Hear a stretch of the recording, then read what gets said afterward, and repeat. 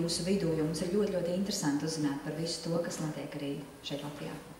Perhaps if I knew the weather was so good, I might have come earlier.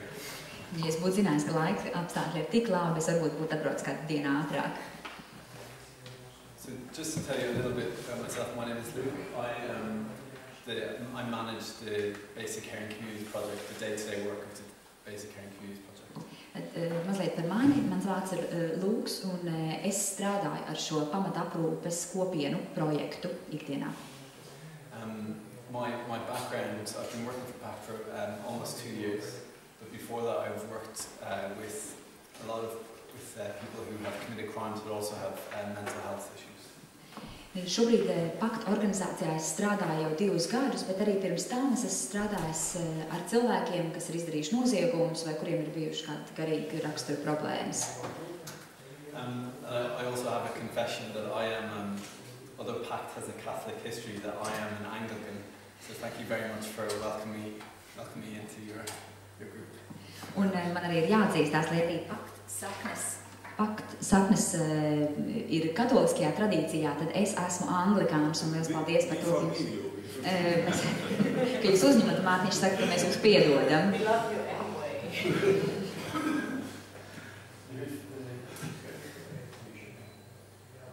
Okay.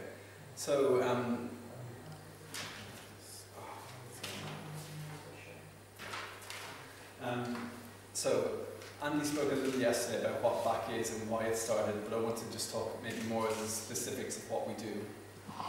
Andy vakardien stāstīja par to, kas ir pamataprūpes kopiena, bet es varbūt tad šodien mazliet detalizētāk iziešu tam visam cauri. So a very important part of what we do is the relationship between the volunteers and the prisoners starts before release. So they'll meet them in the 2 or 3 weeks before they come out of prison at least one time. Oh, is it? Yeah, I think it's in Latin, it's translated. Nē, pareizi. Tikai šis konkrētais slaids ir arī latviski. Visi slaidi nav, bet daži ir latviski, un es varu pateikšu, kurā ir. Tātad, veidojot pamataprūpes kopienas darbībā, ļoti svarīgas ir šīs te attiecības starp brīvprātīgajiem un bijušajiem ieslodzītajiem. Un kā pirmais solis ir tas, ka viņi satiekās pirms atbrīvošanas, 2-3 nedēļas pirms atbrīvošanas, vismaz 1 reizi. So as the name suggests, it's a community of volunteers, so there's always 4 volunteers to 1 person. Un kā jau nosaukumā ir iekļauts šis vārds kopiena, tad te ir runa par brīvprātīgo kopienu. Tad tie ir 4 brīvprātīgie, kas strādā ar vienu bijušo ieslodzīto. One of the most crucial things we do is that the group will meet the person at the gate on the day they come out. Un viena no tādām ļoti cēlām un vērtīgām lietām ir, ka šī te brīvprātīgo kopiena satiek bijušo ieslodzīto pie cietuma vārtiem, tātad tajā dienā, kad viņš tiek atbrīvots. Something that's often underestimated is the anxiety and the pressure on the first few hours and the first day of release. Un kas bieži vien netiek pilnībā novērtēts, ir šis nemiers un satraukums ieslodzītajiem pirmajās dažās stundās pēc atbrīvošanas, kad ir jāiziet ārā par šiem vārtiem. Many of our prisoners will have 1 or 2 or 3 appointments with probation or housing or drugs workers on the first day, and they have to attend all of them. But also they may not even know where they are. They may never have been in this city or this part of the city before. Ir gadījumi, ka šim ieslodzītajiem tajā pirmajā dienā jau ir vairākas tikšanās paredzētas, piemēram, ar probācijas dienesta darbiniekiem, cita starpā, bet bieži vien šis cilvēks, viņš nezina pat, kur viņš atrodās, nerunāt par to, uz kurien viņam būtu jāiet tālāk. So a big part of what they do is just accompany, so they can spend the day with people if they need it. Tāpēc šis pirmais kalpojums solis ir vienkārši būt klāt, pavadīt šo cilvēku, varbūt pavadīt un būt kopā ar viņu visu pirmo dienu. The relationship then lasts for 3 months, and as Andy explained yesterday, that can be flexible. Un šīs attiecības tad turpinās 3 mēnešus, bet kā jau Endijs vakardien stāstīja, pieeja var būt zināmā mērā elastīga. And we have funding to supply all of our volunteers with phones, cheap phones, and the men with phones, so they can keep in contact without having to use their personal Un mums ir zināms finansējums atvēlēts, lai nodrošinātu visus brīvprātīgos, kā arī šos bijušos ieslodzītos ar telefoniem. Vienkārši telefoni, lēti telefoni, bet tie atļauj uzturēt telefonu kontaktu. So the offer we make to the people coming from prison is you'll get a phone call every day if you'd like, and a meeting once a week as a group. And the meeting will usually involve a meal or a coffee in a cafe or in a public place. Un tas, ko mēs piedāvājam bijušiem ieslodzītiem, ir, ka viņam vismaz katru dienu, vienreiz dienā piezvanīs, tātad būs šī telefona saruna un būs viena tikšanās klātienē, kurā būs klāta visa grupa, visi 4 brīvprātīgie, un šī tikšanās tad būtu vai nu uz pusdienām, vai uz kafiju kaut kādā publiskā vietā. And the understanding is that ideally the relationship will be more intense at the beginning, and as time goes will decrease. So maybe someone will only want 1 or 2 phone calls a week. Un šī ideja vai pieejas pamatā ir tas, ka sākumā kontakts ir intensīvāks, biežāks un laikam ejot uz priekšu, atkarībā no vēlmēm, tie var būt vai 2-3 telefonu zvana nedēļā, vairs ne katru dienu. And part of the mentality that we ask of the volunteers is that they are always thinking about the end. They're always thinking about how the person will be once the group finishes. Un tas, ko mēs lūdzam brīvprātīgajiem šajā viņu kalpojumu pieejā, ir, lai viņi vienmēr arī patur prātā beigu datumu par to, kāda būs šī bijušā ieslodzītā dzīve pēc tam, ka šīs attiecības beigsies. Although it is flexible that if someone needs more support, if they're in crisis, they can have many meetings a week and many more phone calls a week. Bet, kā jau es teicu, runa ir par elastīgu pieeju. Tas nozīmē, ka, ja cilvēkam ir nepieciešamība, te var būt vairāki zvani dienā, vēl vairākas tikšanās nedēļā. So I said that we have a flexible approach, and by that I mean that we have the luxury of not having been told we have to hit certain targets. Un sakot, ka mums ir elastīga pieeja, tad jāpazīmē, ka mums ir izņēmuma kārtā iespēja izmantot to, ka mums nav nekādu mērķu, kas ir jāsasniedz un jāizmēra. So, because our funding isn't from the government, we can meet with the man while he's in prison, and the volunteers will meet with them and discuss what is it you want, what are the things that are important to you. For some people that might be going for a walk in the park and talking about the weather. For some people that might be getting a job. But our targets are completely driven by what the man wants. Tā kā finansējumu šim projektam mēs nesaņemam no valsts, tad mēs varam atļauties šo elastīgo pieeju, tiekoties vēl ar bijušo tajā brīdī vēl esošo ieslodzīto cietumā pirms atbrīvošanas. Brīvprātīgie var pārunāt, kādas ir viņa vēlmes un vajadzības. Varbūt kāds grib vienkārši pastaigāties parkā, parunāties, kāds grib, lai viņam palīdz darba meklējumos. Tā kā mums nav šo te konkrēto mērķu nosprausti, kas mums ir jāsasniedz, tad mēs varam balstīties tajā, kādas ir cilvēka vajadzības. The only thing we ask from them is that once they commit to the group, that they commit for the whole time, so that they will answer the phone, they will come to meetings, and if they want the group to end, then we ask them to tell us, to speak to us openly. Vienīgais, ko mēs lūdzam ļoti skaidri no šī bijušā ieslodzītā, ir tad, ja viņš pievienojās vai viņš piekrīt šai sadarbībai ar brīvprātīgo kopienu, tad viņš paliek tajā līdz beigām, ka viņš atbild vienmēr uz visiem telefonu zvaniem un viņš nāk uz šī tikšanās reizē. Bet, ja viņš jūt, ka viņš grib izbeigt šīs attiecības, tad viņam tas ir arī skaidri jāpasaka. Okay. So, this is one of our men, Ryan. Before I tell his story, I wanted to discuss a little bit about why we do this in the first place. Es pastāstīšu arī vienu no mūsu vīru stāstiem. Rajans ir viņa vārds, bet pirms tam es gribu pateikt, kāpēc mēs vispār to darām. So the first reason why we do this, why Andy talks about himself and Malachi and the volunteers do it, is because our faith tells us to. And this is something that's been very encouraging to everyone who's spoken today, has talked about the link between our faith and working in prisons. And we feel an obligation and a joy that comes from our faith in doing this work.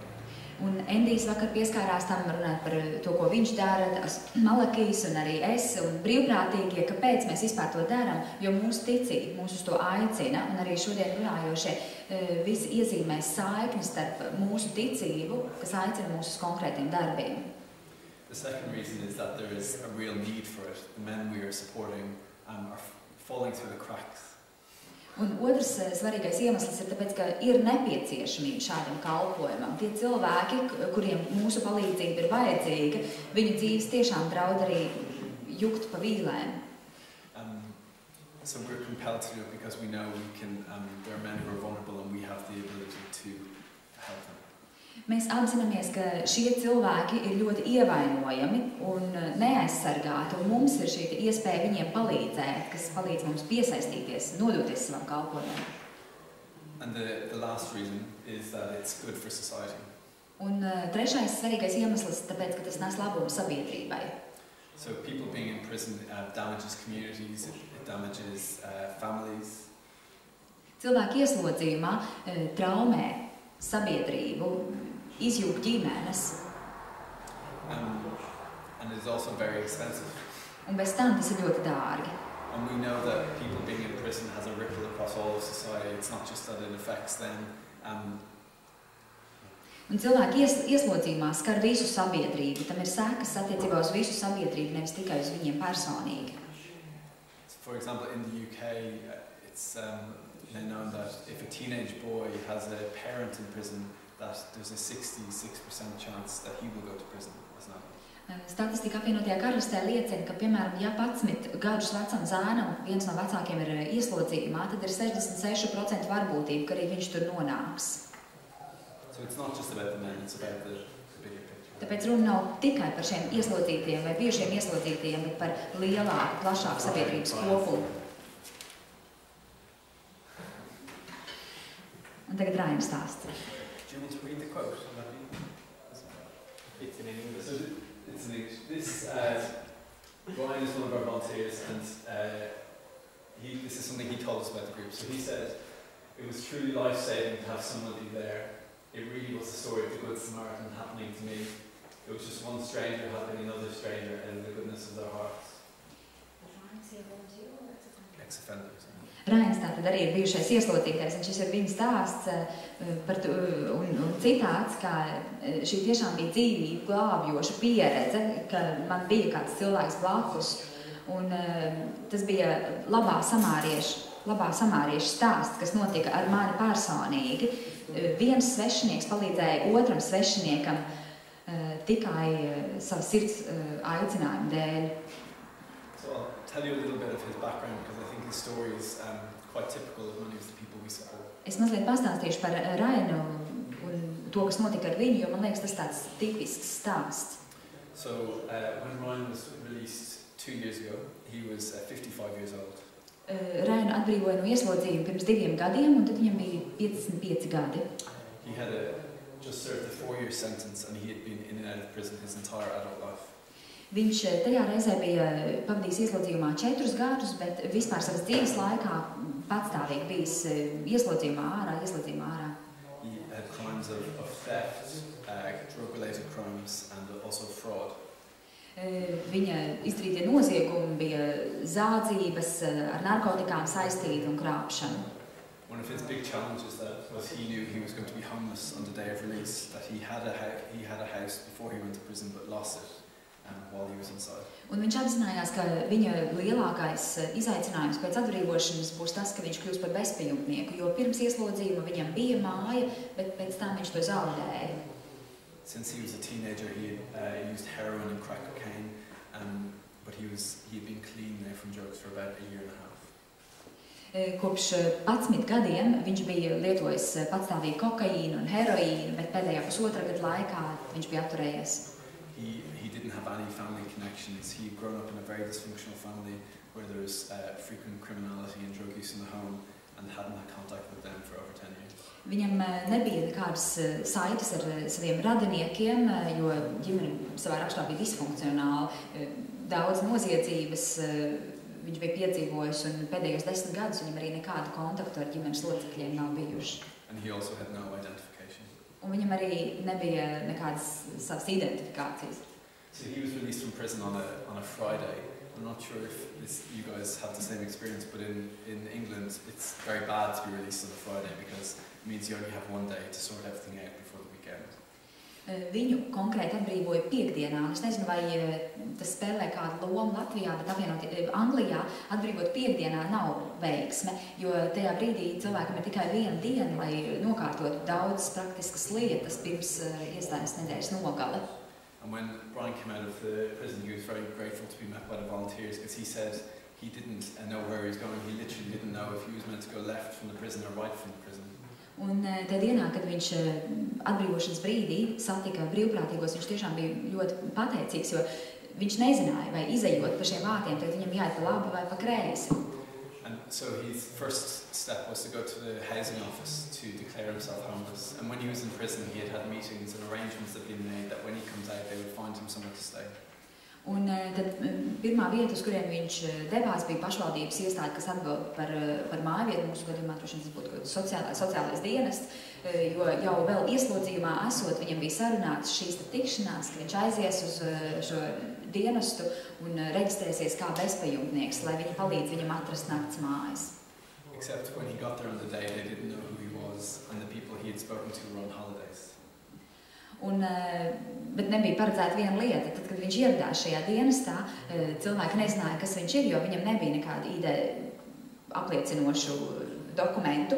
Un tie cilvēki, ar ko iepriekš bija sarunāts tikšanās, tiem bija brīvdienas, tiem dienesta darbiniekiem. So Brian then said that he felt completely overwhelmed and panicked and angry, and he lost his temper in the housing office. Un tajā brīdī viņš bija panikā, dusmīgs un pilnībā zaudēja kontroli pār sevi, atrodoties šajā dienestā. But the volunteer was there and spoke to him quietly and gently and took him aside and encouraged him that everything would be okay. Un brīvprātīgais šajā brīdī viņu paveda malā, nomierināja, mierīgā balsī ar viņu runāja, pārliecinot, ka viss būs kārtībā. Brian was very worried that if he had to sleep on the street, that he would use drugs again. He was sure he would. He had spent so long becoming clean that if he felt that weekend, if he was sleeping on the streets, he would use drugs and he would be returned to prison. Un Raims domāja, ka, ja viņš paliks tajā naktī uz ielas, viņš noteikti atgriezīsies pie narkotikām, jo viņš bija pavadījis tik daudzus ilgus gadus, lai atbrīvotos no šīs atkarības, ka tad, ja viņš veselu nedēļas nogali būs ārā uz ielas, viņš atkal sāks tās lietot un atgriezīsies ieslodzījumā. So through the help of the volunteer and also of people in basic care and communities, he found emergency accommodation for that weekend. And in the following weeks, found a place at a Christian rehab, drugs rehab. Mm-hmm. What's that place?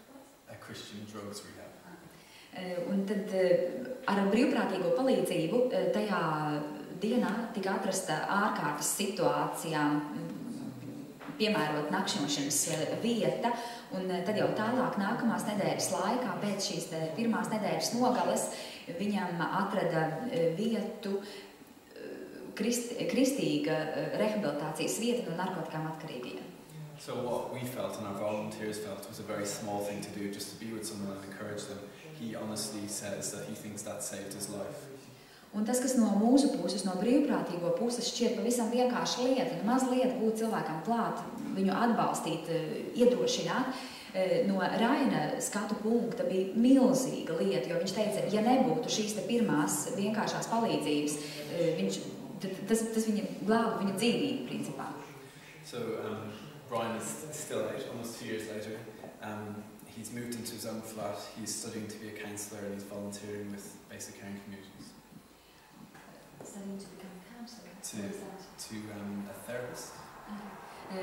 Un ar Rainu joprojām viss ir kārtībā, viņam ir patstāvīga dzīves vieta, viņš šobrīd mācās, lai kļūtu par terapeitu, un viņš arī piedalās mūsu brīvprātīgo kalpojumā.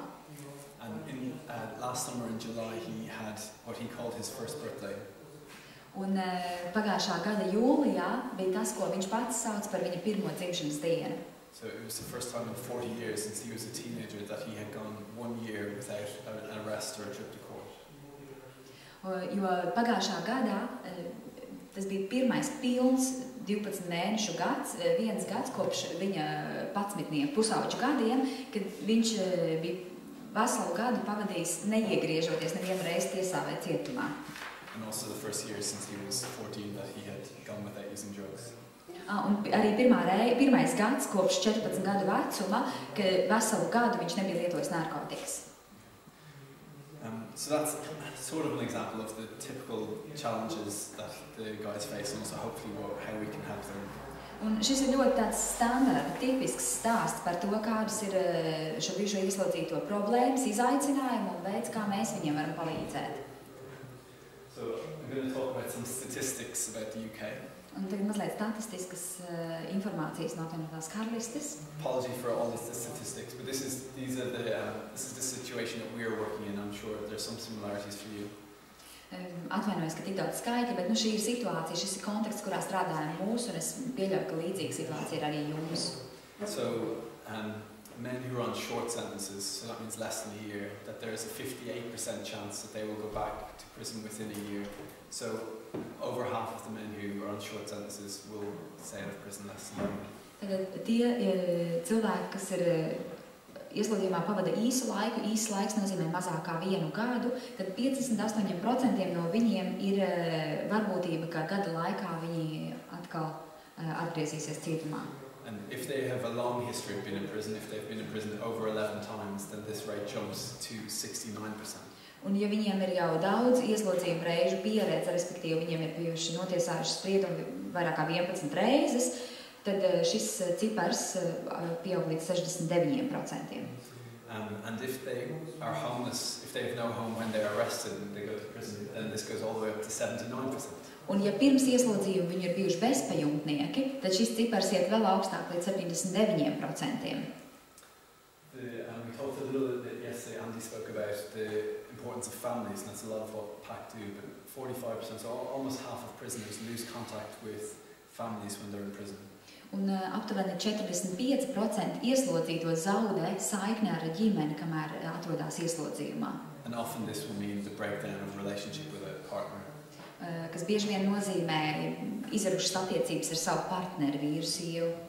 And the evidence would suggest now that families and a close relationship with a family and being visited by a family in prison has a dramatic effect on whether someone stays out afterwards. Un šobrīd mūsu novērojuma pētījumi liecina par to, ka šī uzturētā attiecību saikne ar ģimenes locekļiem, ģimenes locekļu apmeklējumi ieslodzījumā, tam ir ļoti liela nozīme tam, kas notiks ar šo cilvēku pēc atbrīvošanas, vai viņš atgriezīsies ieslodzījumā vai nē.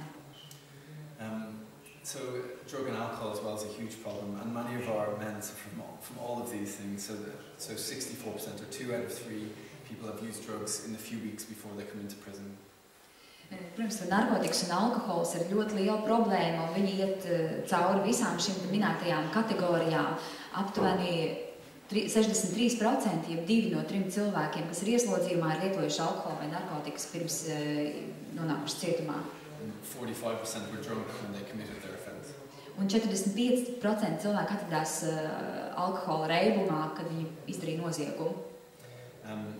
47%. I apologize for all the statistics, but I think it tells a story. Atvainojos, ka tik daudz skaitļu, bet man liekas, ka viņi runā paši par sevi. So almost half, 40%, 7% have no qualifications, which means either they didn't finish school or they didn't go to university. Aptuveni pusē 47% nav kvalifikācijas, nav profesijas, kas nozīmē, ka viņi vai nu nepabeidza skolu vai tajā negāja vispār.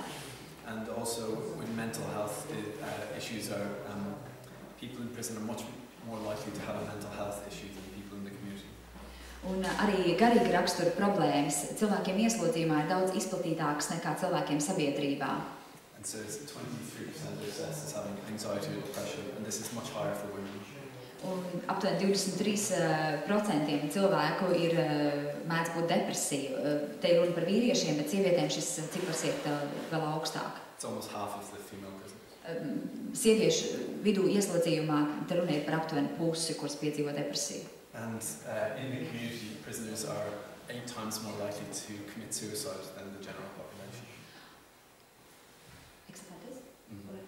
Un atrodoties sabiedrībā, kopienā jau šie bijušie ieslodzītie 8 reizes lielāka ir varbūtība, ka viņi izdarīs pašnāvību. The good news is they tell us 97% of prisoners say that they want to change their life and stop offending. Bet labā ziņa ir tāda, ka 97% ieslodzīto saka, ka viņi grib mainīt savu dzīvi un viņi grib apturēt šo noziegumu virkni. And sometimes it can be a little bit disheartening to hear all of these statistics, but I think it's very important to realise that we're working in a very difficult situation with lots of structural problems, and we have to focus on what we can do rather than solving the whole problem. Un reizēm mēs sašļūkam dzirdot visus šos statistikas datus, bet svarīgi ir saprast reālo situāciju, kurā mēs strādājam un koncentrēties nevis uz šīm struktūrālajām problēmām un lietām, ko mēs nevaram izmainīt, bet skatīties, ko tieši mēs varam izdarīt, kā tieši mēs varam palīdzēt. So one of the important things when starting a new project, and for us in running this project, is knowing what we do, focusing on what it is we do. Un tad, kad mēs uzsākam jaunu projektu, un arī mūsu gadījumā strādājot pie šī konkrētā pamataprūpes kopienu projekta, ir svarīgi apzināties savu lomu, ko mēs darām. What we've heard from the prisoners consistently who we've supported is that it wasn't the practical advice or the specific advice about education and financial help that made a difference. Un runājot ar bijušiem ieslodzītiem, mēs bieži vien dzirdam, ka tie nav šie praktiskie padomi, kas viņiem ir bijuši paši svarīgākie par izglītību, par finanšu kaut kādu palīdzību vai tam līdzīgi. But it was the experience of being accepted, of being really listened to, of kindness that made the lasting impact. Bet tas, kas tiešām nospēlē svarīgu lomu, ir fakts, ka viņos klausījās, viņus uzklausīja, pret viņiem izturējās laipni. And this is something we think we can do that other services cannot do. Un mēs uzskatām, ka šī ir lieta, ko mēs varam izdarīt, bet citu dienestu pakalpojumu to nesniedz. Coming from this, we then learned what we cannot do. So we focus on the things we can do, so building these personal relationships and encouragement, and not trying to get our volunteers to do technical things that they're not able to. Un apzinoties reālo situāciju, mēs arī saprotam, ko mēs nevaram izdarīt, kādi ir mūsu ierobežojumi. Mēs koncentrējamies uz šīs attiecību saiknes veidošanu un stiprināšanu starp brīvprātīgajiem un bijušiem ieslodzītiem un nevis tehnisku problēmu risināšanu. So it's not a good use of time for anyone, for our volunteers to spend days and weeks trying to help someone with their housing when they could be referred to a professional who could do this in a much quicker way. Jo nav vērts brīvprātīgajiem pavadīt dienas un nedēļas un ļoti daudz laika mēģinot atrisināt konkrētā cilvēka problēmas ar mājvietu, piemēram, tā laikā viņš var koncentrēties vairāk uz šo attiecību aspektu un ļaut ekspertiem, profesionāliem cilvēkiem risināt mājvietas problēmu. So we do what others cannot do because the volunteers have time and commitment, but also other people do what we cannot do. Mēs darām to, ko citi nevar izdarīt. Mēs varam veltīt laiku un tiešām nodoties šīm attiecībām. Tāpat laikā citi dienesti dara to, ko mēs nevaram izdarīt.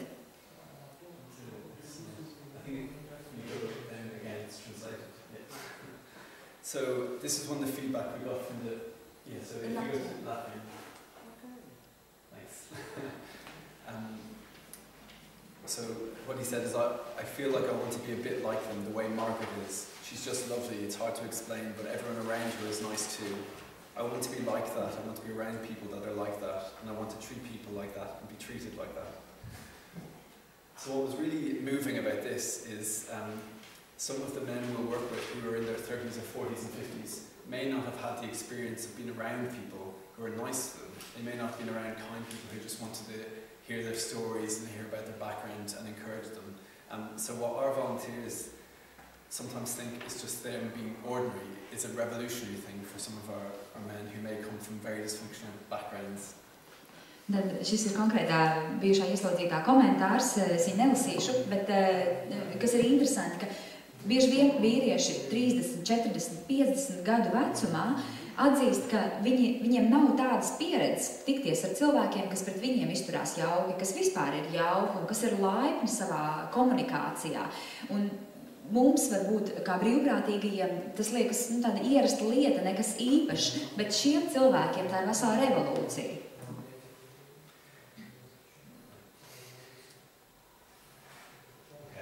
So I want to talk a little bit about volunteers. So a big part of my job is the training and support of volunteers. Tagad es mazliet gribētu pieskarties tēmai par brīvprātīgajiem, jo tā ir liela mana darba daļa, tātad viņus apmācīt. So one of the original aims we had was to mobilize the lay people, mobilize the churchgoers. Viena no mūsu sākotnējām idejām, tātad izējas punktiem bija mobilizēt, iesaistīt cilvēkus no draudzēm, lājus.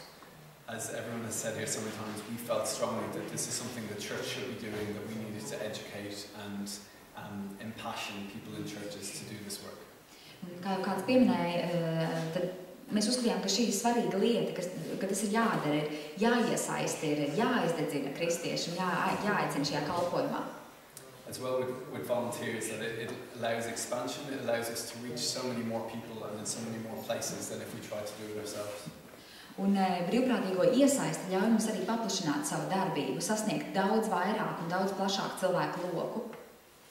And finally, they bring added value. So, un pēdējais ir tas, ka brīvprātīgie, tad viņu darbam, kalpojumam ir pievienotā vērtība. So the volunteers, they bring enthusiasm, they bring creativity, they bring diversity. Viņi šajā kalpojumā ienes entuziasmu, radošumu, dažādību. They bring their professional experiences and their life experiences. Caur šo viņu kalpojumu procesā ienāk arī viņu pieredze, gan profesionālā, gan dzīves pieredze. Which is a much richer thing than just being given advice by someone who's paid to do it. Un tas ir daudz vairāk nekā vienkārši padoms, ko cilvēkiem sniedz otrs cilvēks, kuram par to maksā. And the fact that they're not paid to do it is very impacting for the ex-prisoners. Often they don't understand why someone who isn't paid to be there will be there. Un tā ir arī ļoti īpaša pieredze bijušiem ieslodzītajiem, respektīvi, ka brīvprātīgiem par to nemaksā.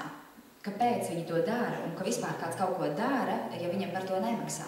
And that can be a huge testament to the volunteers' faith, even if they don't preach. The fact that they are doing something out of love is very obvious and very impacting for the prisoner. Un tā ir ļoti spēcīga liecība arī šiem bijušajiem ieslodzītajiem. Pat ja brīvprātīgie neevanģelizē tiešos vārdos, viņu darbi liecina. So the next slide just explains how we recruit volunteers. It may not be completely relevant to how it works in Latvia.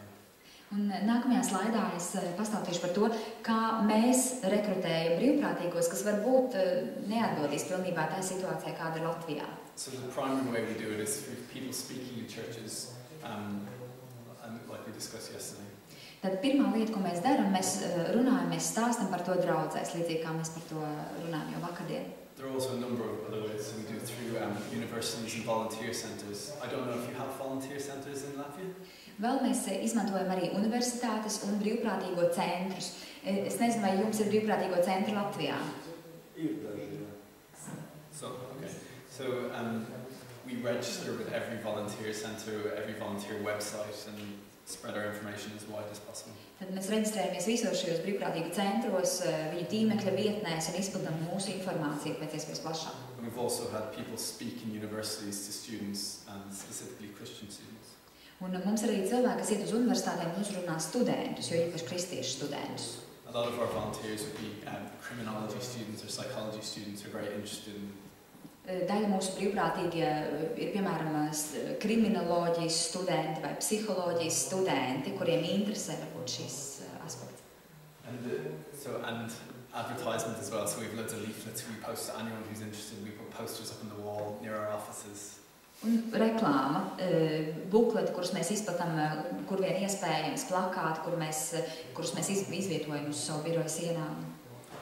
And also over time, word of mouth, so our volunteers will bring their friends, and this happens as people have more experience. Un laikam ejot, strādā arī pieeja no mutes mutē. Tie brīvprātīgie, kas ir izgājuši šādai pieredzei cauri, iesaista savus draugus, paziņas. So maybe there's nothing new there for you, but these are the techniques we use. Varbūt tajā visā nav nekā jauna, bet tad šie ir tie veidi, kā mēs strādājam. So once we have the volunteers, we've devised a series of trainings to go through the important issues for them. Tad, kad mums ir mūsu brīvprātīgo potenciāls savākts, mums ir komanda, tad mums tālāk nākamais solis ir viņu apmācība. So we have 3 training sessions, usually over 3 weeks. Mums ir 3 apmācības sesijas, un parasti tas ir 3 nedēļu garumā. So there's lots of group work and activity and less of me talking. Ļoti daudz ir grupu darbu un nav tik daudz viens lektors, kas stāv priekšā un stāsta kaut ko. So one of the first things we do at the first session is just talk about the criminal justice system. So a lot of the people there won't know anything about prisoners or the prison experience. Tātad pirmā lieta, par ko mēs runājam pirmajā apmācību sesijā, ir krimināla tiesību sistēma kā tāda, jo ir daudz cilvēku, kas vispār nezina, kā cietumi funkcionē, kāda ir visa šī struktūra. We'll also talk to them about what the role is, what they will be doing on a day-to-day level, and also what we expect of them. Mēs viņiem stāstam arī par to, kāda būs viņu loma, kas ir tas, ko mēs no viņiem sagaidām viņu kalpojumā. So our expectations is that people can be once people commit to a group, that they have to fully commit. So they need to always answer the phone, they need to attend all of the meetings. Tad viens no nosacījumiem ir, ka tad, ja viņi iesaistās grupā, tad viņiem ir jāpaliek iesaistītiem līdz beigām. Viņiem ir jāatbild uz telefonu zvaniem un jānāk uz visām tikšanās reizēm. We also then will do case studies, so we'll and scenarios, so we'll split people into groups and say, what would you do if this happened, or what would you do if this happened? Tad grupu darbā mēs izspēlējam dažādus scenārijus, kas mums ir sagatavoti un analizējam, ko mēs darītu vienā vai otrā situācijā. We also give them real-life stories of people and then ask them to think what might be the issues that will come up. Mēs viņiem arī stāstam konkrētus gadījumus iz dzīves un aicinām viņus pārdomāt, nākt klajā ar domām par to, kādas problēmas, kas varētu notikt, kā scenārijs varētu tālāk attīstīties.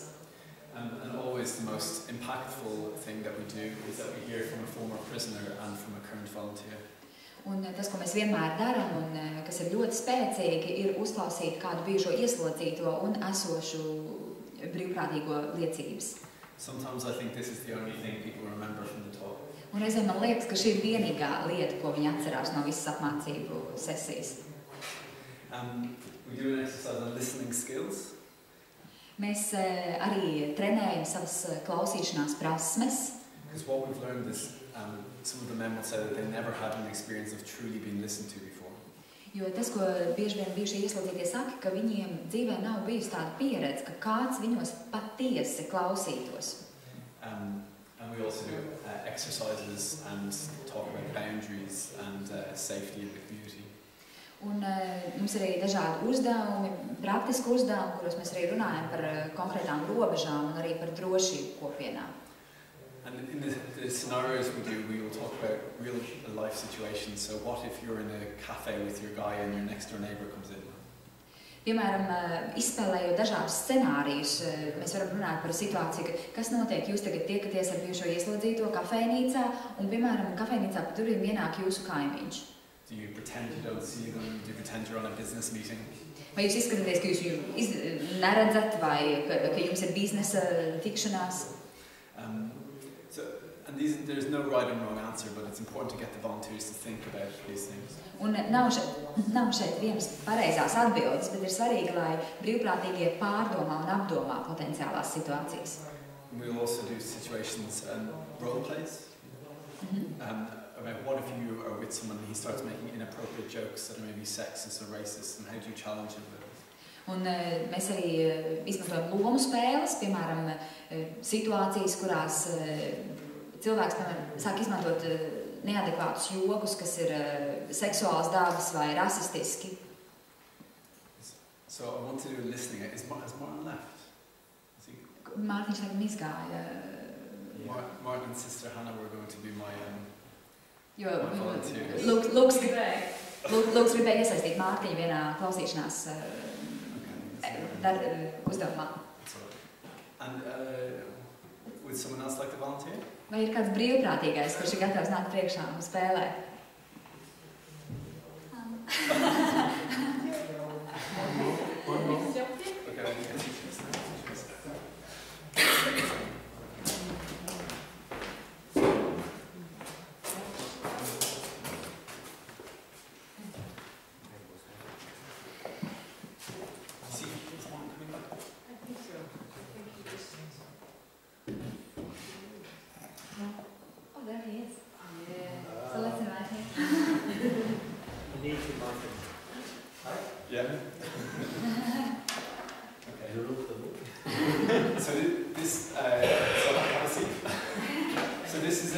normally we do it with the whole group, but I thought it would be a bit complicated. We get people to split into two, and one of the group leaves and one half stays.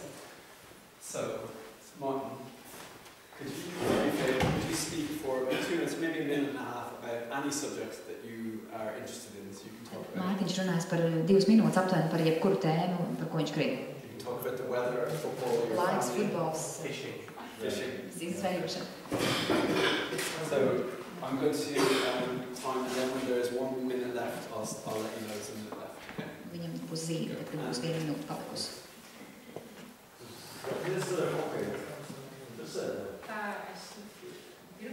I need to speak by law, or I need to do a... No, you just speak the whole time. Oh, I can show me something okay.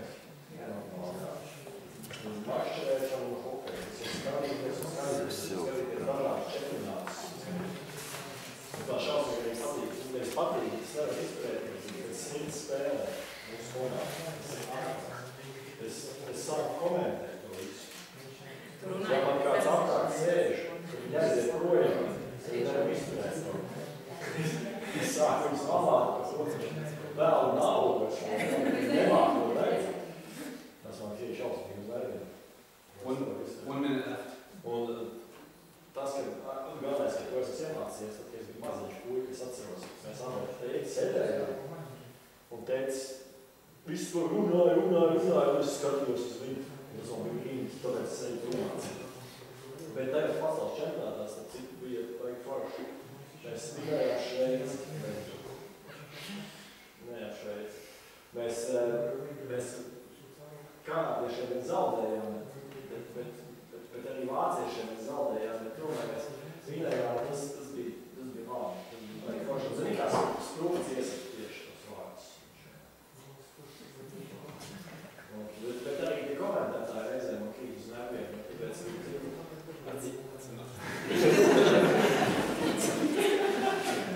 So what we do with this exercise is we take half of the group out. In the group that go out, we tell them for 1 minute you'll listen very well. You'll make eye contact. You will repeat important things that they say. So we split the group into two, and the group that we take out, we explain to them what we expect of them. Nu jā, parasti tā, ka viņi notur šo te uzdevumu, tad viņi grupu sadala 2 daļās. Viena pamat zāle un otra paliek. Un tad tagad uzdevums beidzies, viņi atgriežās un tad viņi saka, ko viņi sagaida. Nu, ka 1 minūti viņi klausīsies ļoti uzmanīgi. So with Sisters Hannah's group, we'd say for 1 minute you will be lovely. You will listen to what they say, you'll make eye contact, you'll repeat the important things, you'll nod. Un, nu, parasti 1 minūti mēs klausamies uzmanīgi, mēs mājam ar galvu, piekrītoši vai noraidoši, bet saprotoši, mēs visādi izrādām, ka mēs klausamies. And then when you get the warning for 1 minute left, then you stop being lovely. Un parasti tad, kad ir brīdinājums, ka ir palikusi 1 minūte, tad 1 minūte pagājusi un tagad aiziet 2 minūte, ka tad šī jaukā attieksme pazūd. Sister Hannah is an excellent actress. So she was on her phone, she was yawning, she was looking away. Un patiesībā Hanna bija ļoti laba aktrise. Viņa zināja, tad 1 minūti viņa bija ļoti jauka un klausījās, un otrā viņa tur sāk žāvāties, tur skatīties savā viedtelefonā, vakstīt ekrānu. What was your experience? Un Mārtiņ, kāda bija tava pieredze? Nu, protams, tagad tu runā ar cilvēku, un viņš tev klausās, tu vieglāk runāt. Bet tad, kad tu viens ir no intereses, tad tev jau visās pats jāpties un saproties, un īsti nevar tu pateikt, ko tu gribēji teikt. Gribu apkrist vienkārši. And I think the experience that we hear from our prisoners is that they're used to the rude Hannah.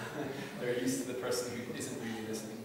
Un parasti tas, ko mēs dzirdam no saviem ieslodzītiem, ir, ka viņi ir pieraduši pie tās rupjās Hannas, kas neklausās, kas neizrāda nekādu interesi. People would say that the experience of really being listened to is a revolutionary experience for people, and it can change how they feel about themselves. Un cilvēki, kad viņiem šī jaunā pieredze, ka viņos klausās, viņiem tas šķiet kā revolūcija, pilnīgs apvērsums. And so we say to the volunteers, when you're meeting someone, if you're meeting someone for coffee, then you have to be 100% present. Un tāpēc mēs sakam arī saviem brīvprātīgiem, tad, ja jūs satiekaties ar kādu, jums arī 100% pašam visam ir jābūt klāt šajā tikšanās reizē. So you put your phone on silent. Anything important you have to do, you do it beforehand. Un izslēdzat telefonam skaņu, izdarat visas svarīgās lietas pirms tam. Some volunteers will even say that they'll make sure to go to the bathroom first, so they don't have to go to the bathroom. Un ir pat daži brīvprātīgie, kas saka, ka tad, ja viņiem nepieciešams aiziet uz labierīcībām, arī to viņi izdara pirms tam, lai pēc tam tikšanās reizē nav jāiet.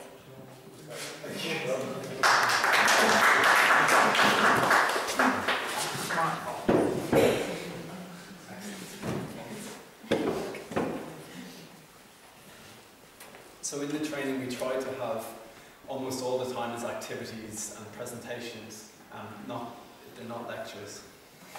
Tad šajā apmācību procesā mums ir dažādas aktivitātes, nodarbības, nevis lekcijas vienkārši. So this is maybe a little bit technical as well, but this is we have a process for how we recruit volunteers. So you can put them all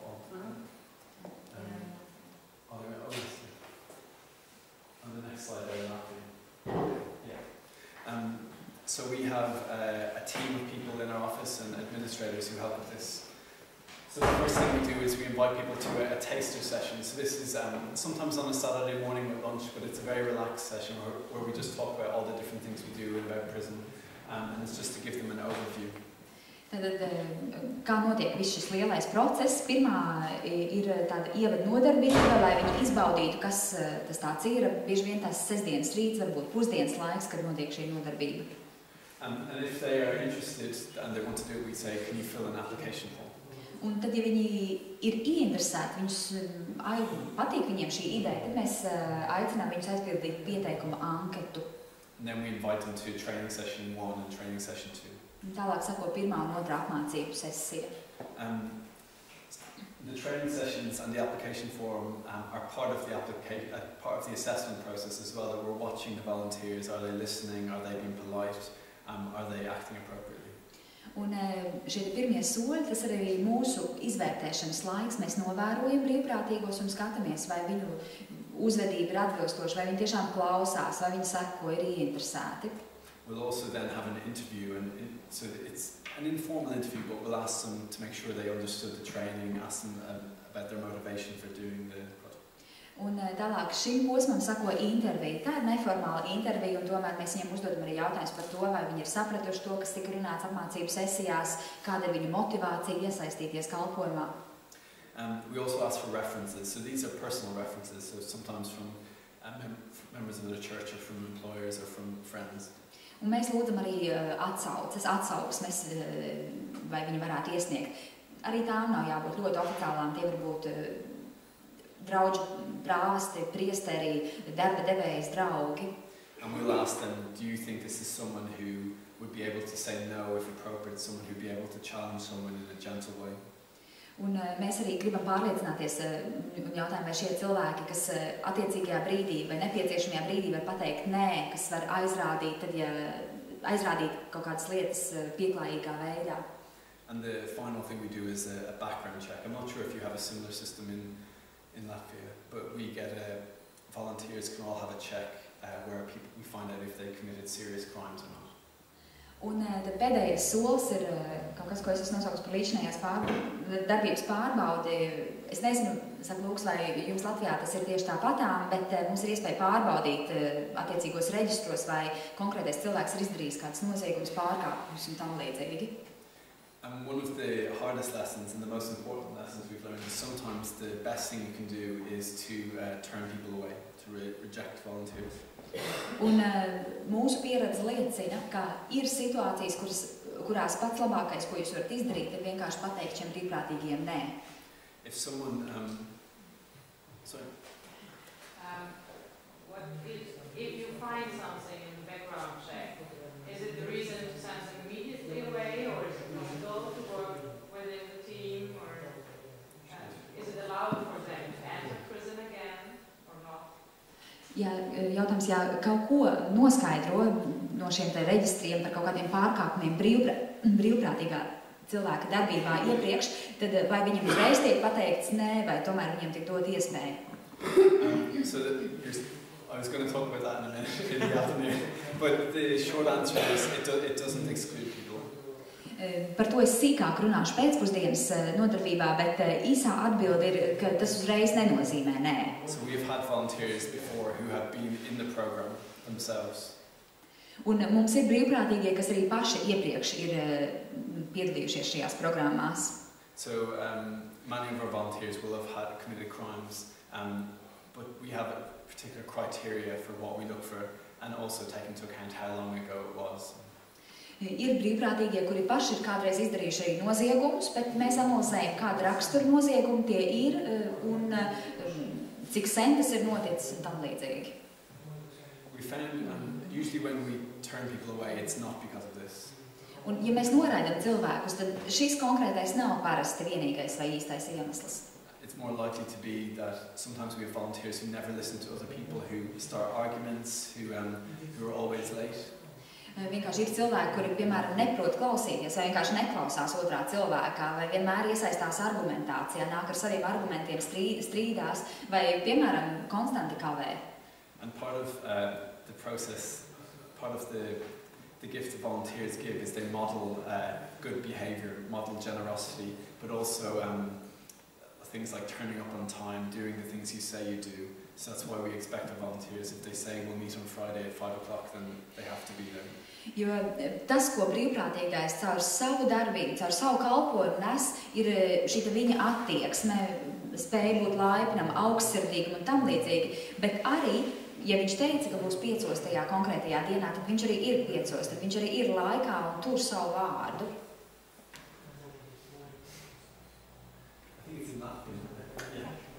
So, although we give lots of training to the volunteers about the prison system, about how to cope with things, what to say, what not to say, something we've learned is that a volunteer who has the right attitude, that they get why they're doing it, and they're also very motivated, that's more important than any knowledge or any skills. Un, protams, lai arī brīvprātīgiem mēs ļoti daudz stāstam par to, kāda ir cietuma sistēma, ko teikt konkrētās situācijās, tad jāsaka, ka mūsu pieredze liecina, ka pareizā attieksme brīvprātīgiem ir daudz svarīgāk par visām zināšanām. So it's our responsibility as trainers to explain to them this is why we do it. Un mūsu kā šo apmācību vadītājiem ir pienākums paskaidrot un izskaidrot, kāpēc mēs to darām. And also to look out for people who have the wrong motivations. So I think yesterday we talked about people who see it as their duty to go to prisons and to preach the Bible and convert. Un, piemēram, cita starpā mums ir jāspēj identificēt cilvēkus, kas nav piemēroti brīvprātīgo darbā. Ir cilvēki, kā mēs pieskārāmies vakardien, kas varbūt grib doties uz cietumiem un sludināt Dievu vārdu, cilvēkus pārliecināt un pievērst kristīgai ticībai. And there might be a role for some people to do that, but that's not what this project is for. Un iespējams ir šajā pasaulē vieta arī tādiem cilvēkiem, bet par to nav mūsu projekts. We also want to encourage the volunteers to always be empowering the former prisoner. Un mēs gribam mudināt brīvprātīgos arī spēt iedvesmot bijušos ieslodzītos. So this means that you would never do something for them that they can do themselves. Tad iedvesmot un mudināt viņus uzņemties atbildību un rīkoties. Tas nozīmē, ka mēs nedarām viņu vietā to, ko viņi var izdarīt paši. So sometimes when people are in crisis, people will make phone calls, arrange things, but it can be difficult that if you start doing a pattern of doing things for someone, then they will always expect you to do that and you stop them developing. Protams, ka krīzes situācijās mēs varam palīdzēt, mēs varam kāda vietā piezvanīt, kaut kur aiziet, kaut ko nokārtot, bet tas nedrīkst vilkties un tā palikt kā dzīvesveids, jo tas attur šo konkrēto cilvēku no iespējas tālāk attīstīties. So their role is to encourage and accompany and to challenge gently. Tāpēc viņu brīvprātīgo loma ir iedvesmot, pavadīt un visu darīt tādā maigā veidā. We also tell the volunteers to be slow to give advice. Sometimes the easy thing to do is to tell someone, no, that's not what you do, this is what you do. Un mēs arī mudinam brīvprātīgos būt piesardzīgiem ar padomu došanu, jo bieži vien liekas, ka vieglākais, ko konkrētajā situācijā pateikt, ir, nē, tā nedara, tas nav pareizi, dara tieši šādi. So rather than telling them what to do, you're encouraging them to get come to that conclusion themselves or to make their own decision. Un tā vietā, lai priekšā viņiem pateiktu, ko tieši cilvēkam būs darīt, jūs viņu mudinat vai virzat pa ceļu, kur viņš pie šī secinājuma nonāk pats. There's another quote. So this is another quote we had from a prisoner who had been through the program. Arī šis ir citāts no kāda bijušā ieslodzītā. Where I come from, you don't have people being nice to you and doing things for you from the heart. With back, there were no ulterior motives. They didn't want anything from me. So this is... Es nelasīšu, jūs varat nolasīt. So I think the power of this is that this is the opposite of what people often feel about their probation officers or their prison officers. That when people are being nice, they're always being nice because they want you to do something. Here were volunteers who were just interested to get to know them, were interested to hear their stories, and that was a brand new experience for them. Un, man liekas, ka šis ir pretēji tam, ko bijušie ieslodzītie sastopa citu starpā sociālā dienestā vai probācijas dienestā. Jo šajos dienestos cilvēki pret viņiem ir laipni, jo viņi grib, lai bijušais ieslodzītājs kaut ko konkrēti izdara, nu, lai tā kā pretī kaut ko dod. Bet brīvprātīgais ir laipns pret šo bijušo ieslodzīto bez slēptiem motīviem. Viņš grib viņu iedrošināt un mudināt.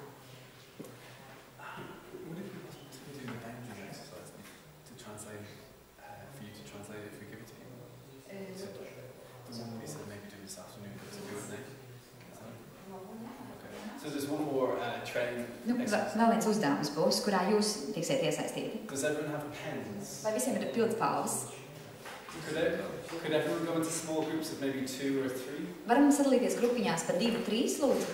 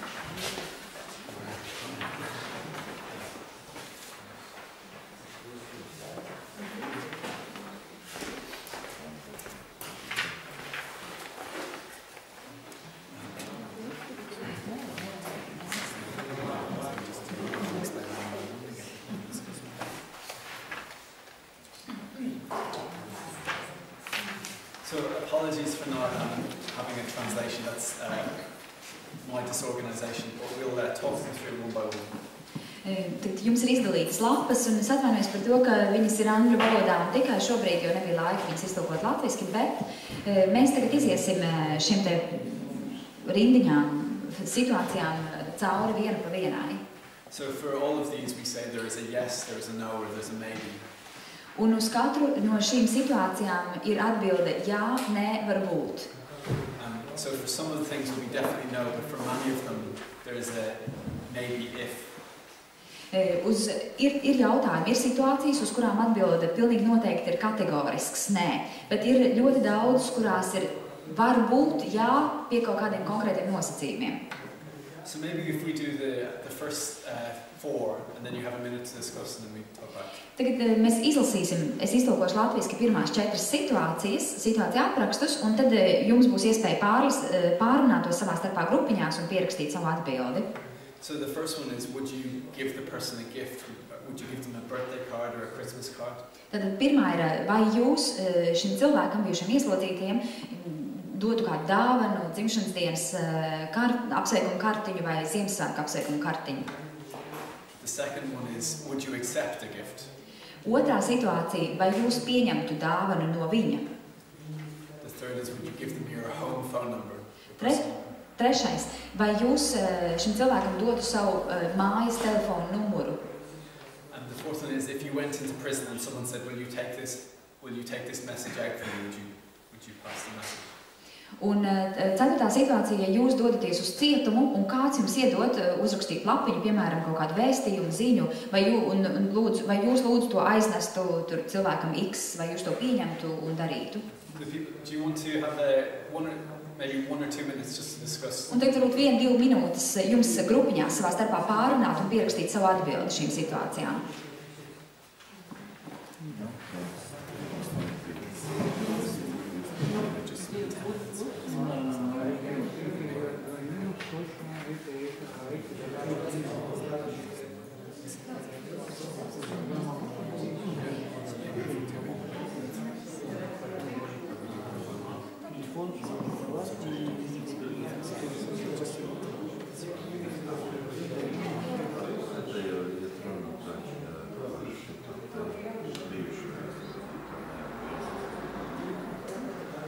Atvainojiet, tas jautājums par bijušiem ieslodzītajiem, jeb par ieslodzītajiem. Sorry, so it's about ex-offenders, but the fourth one is actually about visiting prison. Tad jautājumi ir par bijušajiem ieslodzītajiem, bet ceturtais konkrēti ir tad, kad jūs šo bijušo vēl esošo ieslodzīto apmeklēt cietumā.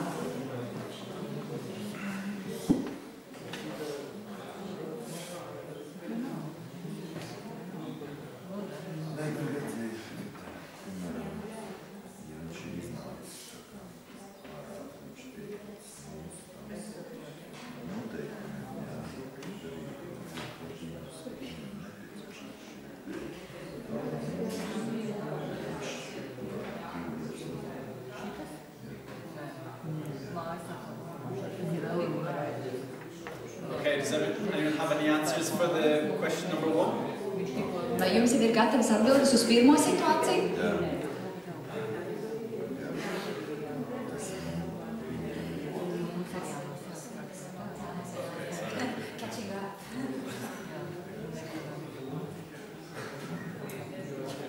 Okay, does anyone have an answer for whether they should give a gift or a birthday card or a Christmas card? Vai jums ir atbilde uz pirmo jautājumu par to, vai mēs dodam dāvanu Ziemassvētku dzimšanas dienas kartiņu? Плюс-минус.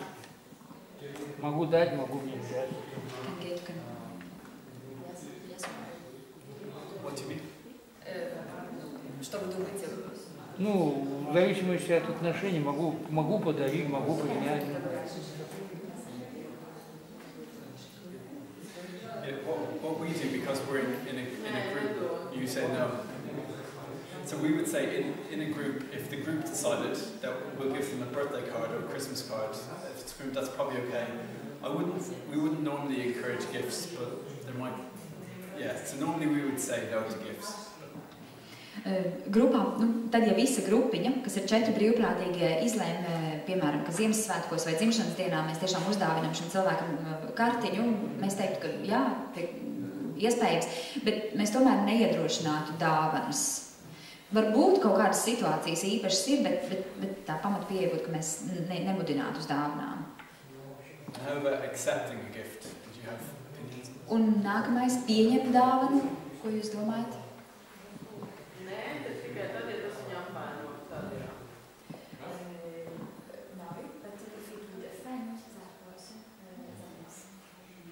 Anyone else? Anna? Yes, we said maybe. But it depends if it's not too big. Yeah, so I think It should be appropriate situations. exactly. So our answer is no, but in some situations. So if Tad mūsu atbilde būtu nē, bet tomēr var būt kaut kādās konkrētās situācijās pie konkrētiem apstākļiem. And essentially with all of these things, we have to trust the volunteers to make sensible judgments.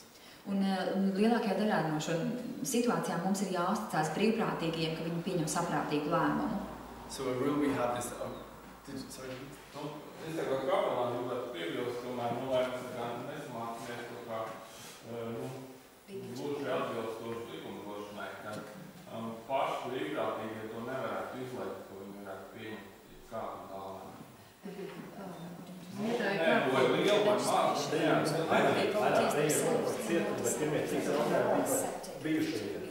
Jā, ja tas ir ārpus, jā, pašā cietumā, vai tas nesajā. Viena situācija cietumā, un viena ir ārpus. Yeah, so I mean in the community.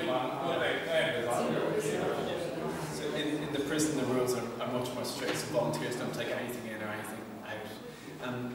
What we do say is people can't accept individual gifts. So if someone says, brings a box of chocolates to the meeting, then the volunteers could say, okay, let's all have the chocolates together. But it can be, as someone said, it can be very difficult if someone gives a gift to say no as well, and it can seem offensive. Protams, situācija cietumos ir pilnīgi atšķirīga, un tur ir ļoti stingri noteikumi par to, ko drīkst, ko nedrīkst dienest iznest no viņa laukā, bet šeit runājam par situācijām pēc ieslodzījuma tā ārpusē. Ja šis bijušais ieslodzītājs atnes konfekšu kasti uz tikšanās reizi, protams, ka mēs varam visi kopā varbūt lemt, ka mēs viņu varam vaļā un arī notiesājam, bet citādi varbūt ir situācija, ja runa ir par individuālām dāvanām. Un šeit iespējams jā, ir grūti, ja tas dāvanas noraidīšana var aizskart to cilvēku. But we do explain the boundaries at the beginning. We ask the men not to give gifts. Bet mēs arī paskaidrojam šīs te robežas bijušajiem ieslodzītiem arī spēles noteikumus no paša sākuma, un mēs lūdzam viņus nenākt ar dāvanām. Es vakar stāstīju par krustu, ko tas vīrs man taisīja cietumā, kad viņš man uzliek dāvanu.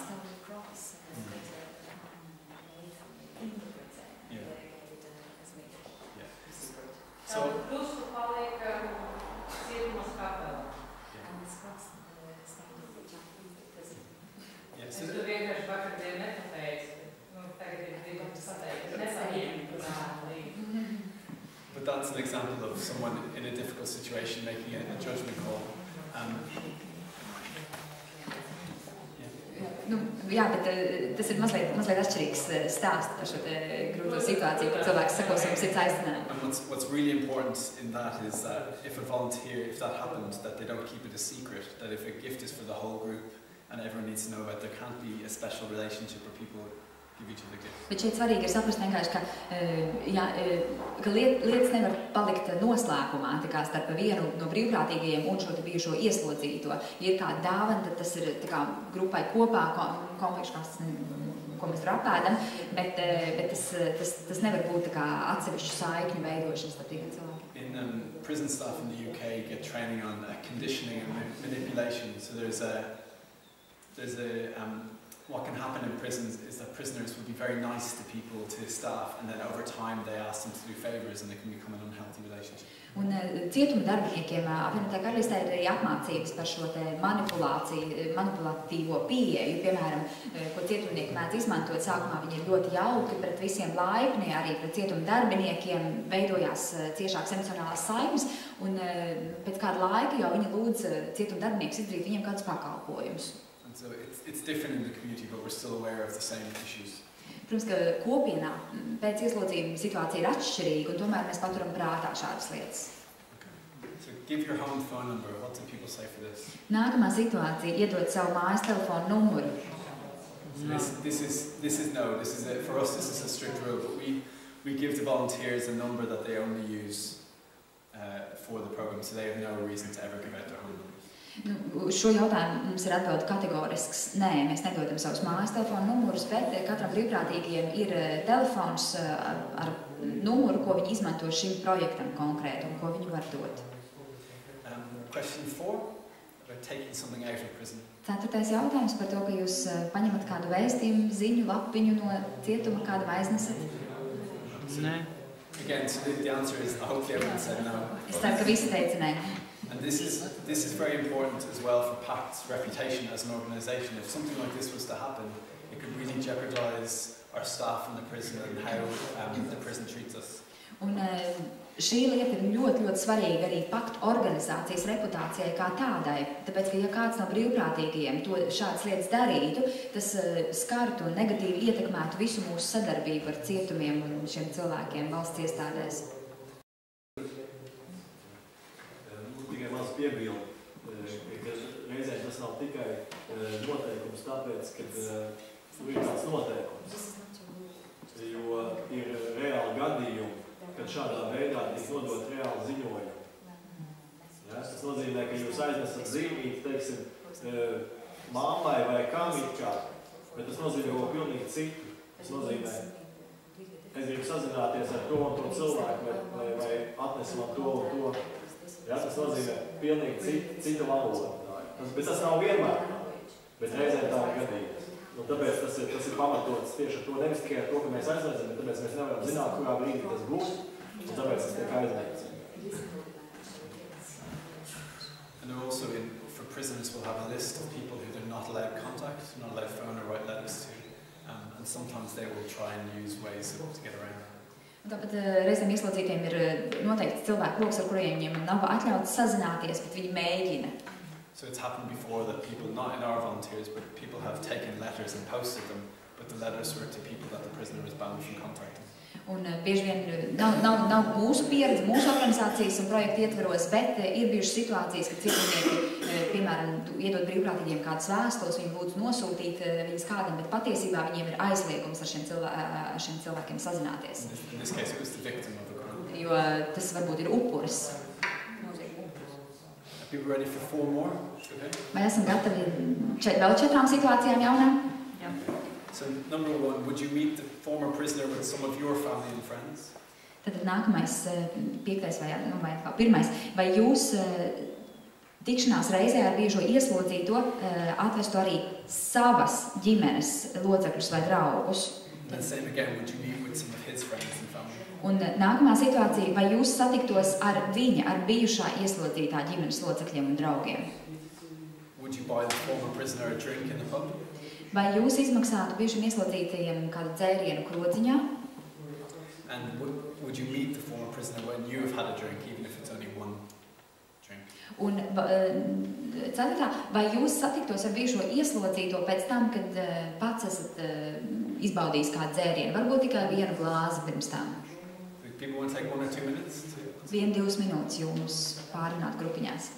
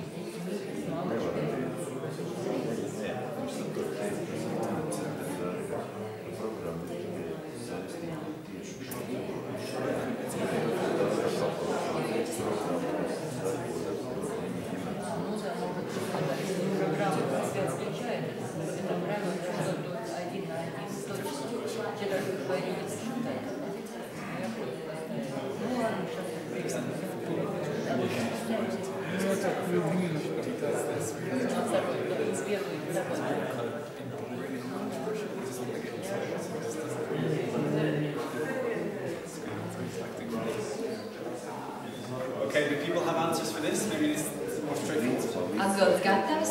Šeit iespējams, ka atbildes ir tiešākas un vienkāršākas. Okay, so answer 1 with your family and friends. Jautājums numur 1. Tikties ar jūsu brīvprātīgo ģimenes locekļiem, draugiem. So in our project, this is a strict no.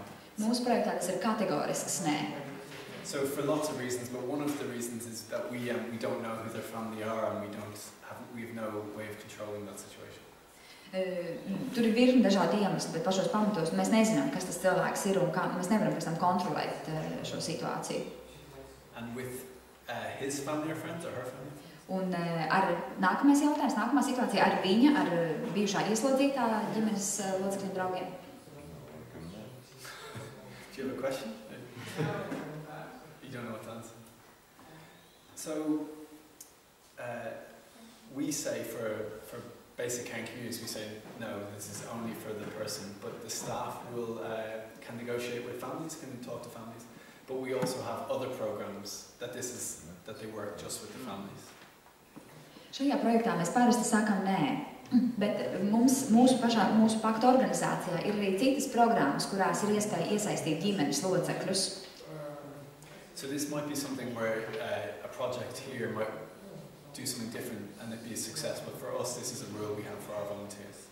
Un iespējams, ka šeit, ja Latvijā veidojās projekti, tad tur tie noteikumi var mazliet mainīties, vai tas saturs projektam var būt mazliet citādāks, bet mūsu projektā, mūsu gadījumā mēs saviem brīvprātīgiem sakam nē.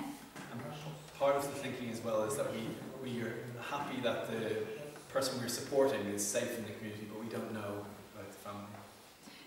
Un arī vēl viens iemesla aspekts ir, ka mēs sakam, ka bijušais ieslodzītājs mūsu radītajā kopienā var justies droši, viņš ir drošībā, bet to pašu mēs nevaram teikt par viņu cilvēku loku, jo mēs viņus nepazīstam, mēs nezinām. Buy them a drink, do you think? Izmaksāt dzērienu? Nē. So this is no. Yeah, and for obvious reasons. Un tad ir dažādi iemesli. Most of our guys have had substance use issues in the past, and we don't know, so we just say as a rule, no. Iemesli ir dažādi, bet viens no tiem, ka daudz cilvēki ir bijuši atkarīgi pirms ieslodzījuma, un tāpēc pamatlikums pilnīgi noteikti ir nē. We'd also ask the volunteers to be careful about where they pick, and if possible to avoid somewhere that even serves alcohol. So it could be a cafe that serves alcohol, but try and choose what place that doesn't. Un mēs arī aicinām brīvprātīgos būt uzmanīgiem, izvēloties tikšanās vietu. Bieži vien jā, tā var būt kafejnīca, kurā ir pasniegta, tiek servēts arī alkohols, un tomēr šeit dažādi aspekti jāpatur prātā. So would you meet the former prisoner if you had had a drink? Vai jūs tiktos ar bijušo ieslodzīto, ja pats esat kaut ko iedzēris? So again, we say no for this. It doesn't matter if it's earlier in the day. Just don't do it. Nedarīt to. Okay. Four more quickly. Nākamie 4. Good answer so far. Okay. Would you take the former prisoner out in your car? Vai jūs šo bijušo ieslodzīto paņemtu izbraucienā ar savu mašīnu? Would you buy the former prisoner a meal? Vai jūs nopirktu vai izmaksātu bijušam ieslodzītajiem maltīti? If the prisoner says to you that he prefers you than the other people, would you allow yourselves to have a special relationship? Ja bijušais ieslodzītais saka, ka viņš dod priekšroku sazināties ar jums, nevis ar pārējiem 3 brīvprātīgo grupas biedriem, vai jūs ļautu veidoties īpašām attiecībām jūsu vidū? So would you take the former prisoner into your house? Vai jūs vestu bijušo ieslodzīto uz savām mājām? And also would you go to his house? Un nākamais ir, vai jūs ietu uz bijušā ieslodzītā mājām, uz viņa vietu? So, yeah. 2 minūtes.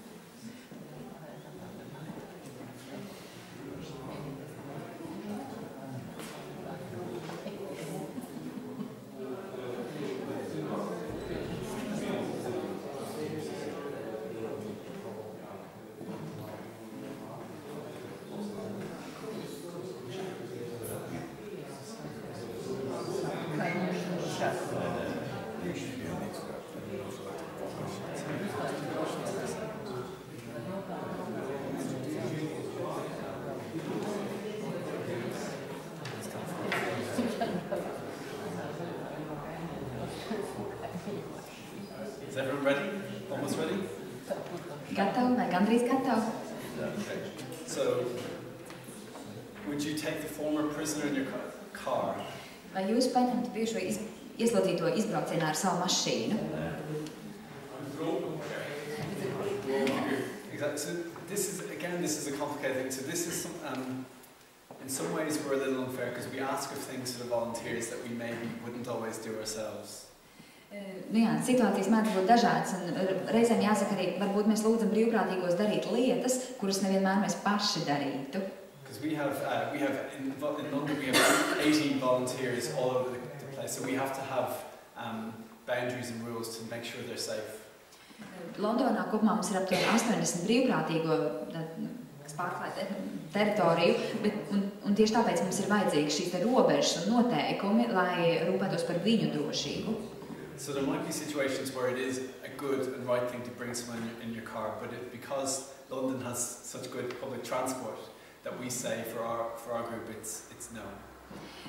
Iespējams, var būt situācijas, kurās ir nepieciešams cilvēkam palīdzēt arī palīdzību, aizvedot viņu kaut kur ar mašīnu, un tomēr Londonā ir ļoti laba transporta sistēma nodrošināta, tāpēc mūsu gadījumā, mūsu projektā brīvprātīgajiem šis ir nē. And there's also an understanding that sometimes volunteers don't completely obey the rules. Un mēs arī izprotam, ka jā, tiešām brīvprātīgie nevienmēr strikti ievēro visus noteikumus. So, would you buy the former prisoner a meal? Vai jūs izmaksātu bijušiem ieslodzītajiem maltīti? Varbūt.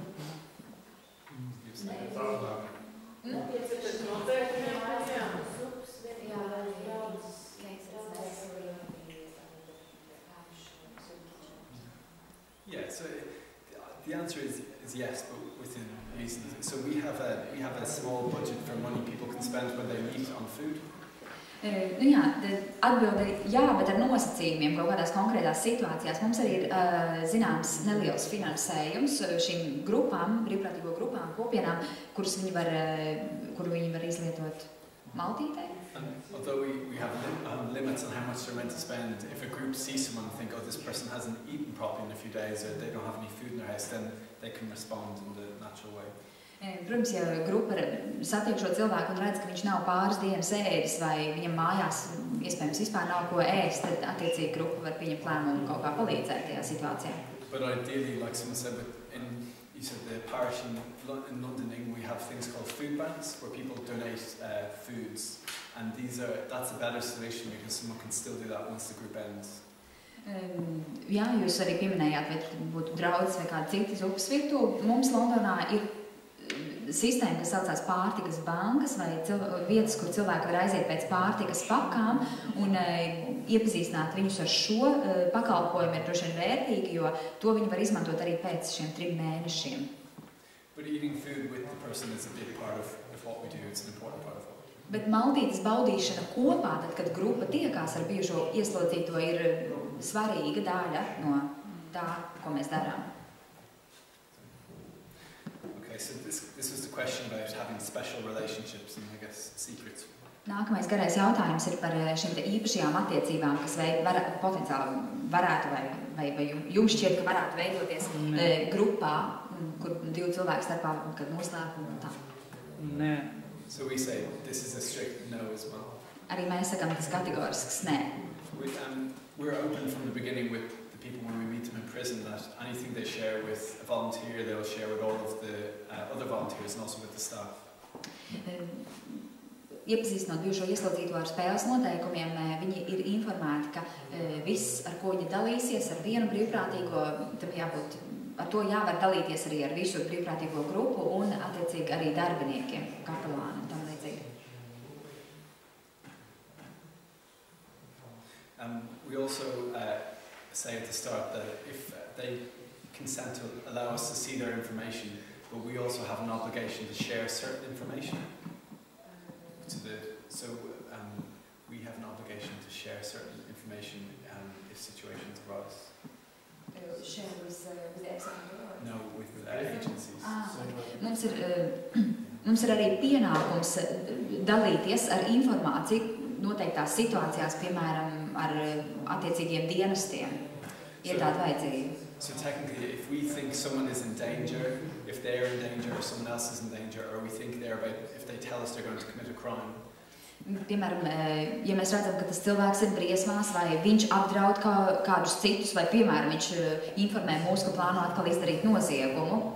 So we have an obligation to share this the same way a school teacher or a nurse would have. Tad mums ir pienākums dalīties vai informēt tālāk attiecīgos dienestus, līdzīgi kā tas ir skolotājiem skolās un tam līdzīgi. Would you take the prisoner to your home? Vai jūs vēstu bijušo ieslodzītu uz savām mājām?